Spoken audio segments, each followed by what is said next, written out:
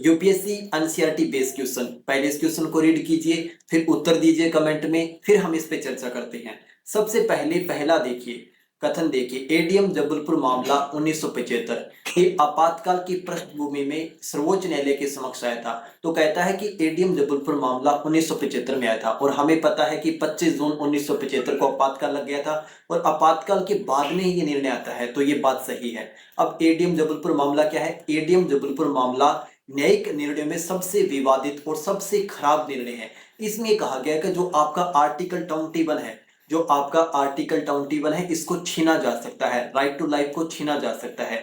लेकिन हम बात करें इस आर्टिकल को छीनने के लिए आपातकाल में आर्टिकल 359 के अकॉर्डिंग राष्ट्रपति घोषणा करता है और इसमें कहा गया कि आप आर्टिकल 21 के लिए कोर्ट नहीं जा सकते। और आपको पता है कि जब हम अपने मूल अधिकार के लिए कोर्ट नहीं जा सकते तो हमारे मूल अधिकार मीनिंगलेस हो जाते हैं। अब हमारा जीवन जीने का अधिकार सरकार छीन सकती है, हमारे प्राण सरकार छीन सकती है और कोर्ट ने इसे अलाउ कर दिया कि ये निर्णय क्या है? सही है। अब दूसरा हम देखते हैं, इस मामले में सर्वोच्च न्यायालय ने बहुमत से निर्णय दिया कि आपातकाल के दौरान भी हेबियस कॉर्पस याचिका दायर की जा सकती है। नहीं, ये गलत है। ये गलत क्यों है?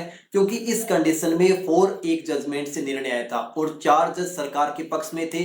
एच आर खन्ना सरकार के पक्ष में नहीं थे। उन्होंने कहा था कि किसी भी कंडीशन में जीवन जीने का अधिकार नहीं छीना जा सकता। सरकार का काम है जीवन को प्रोटेक्ट करना, ना कि छीनना। और संविधान हमें जीवन जीने का अधिकार नहीं देता है। जीवन हमारा प्राकृतिक अधिकार है, तो इसे कोई छीन नहीं सकता। संविधान केवल प्रोटेक्ट करता है। तो ये सवाल ही नहीं उठता कि आप किसी के जीवन को छीन लो, आप 21 को छीन लो। तो किसी भी कंडीशन में आर्टिकल 21 छीना नहीं जा सकता। लेकिन 4 इसके अगेंस्ट में थे, अचर खन्ना इसके पक्ष में थे।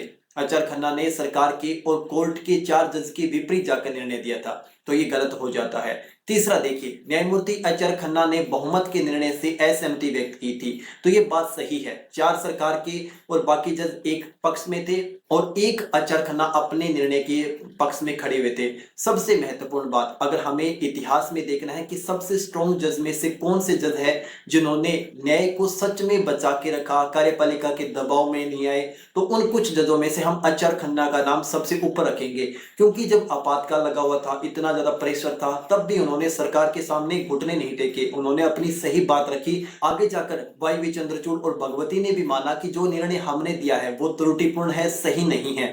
और सबसे महत्वपूर्ण बात है, तो आपका ये तीसरा भी सही हो जाता है। अगर हम उत्तर की बात करें तो उत्तर में हम देखते हैं कि पहला और तीसरा सही है, तो आपका पहला और तीसरा यानी आपका सी सही है। अगर आपका सही था तो कमेंट में यस लिखिए, अगर आपका गलत था तो कमेंट में नो लिखिए। आज के लिए इतना ही, थैंक यू।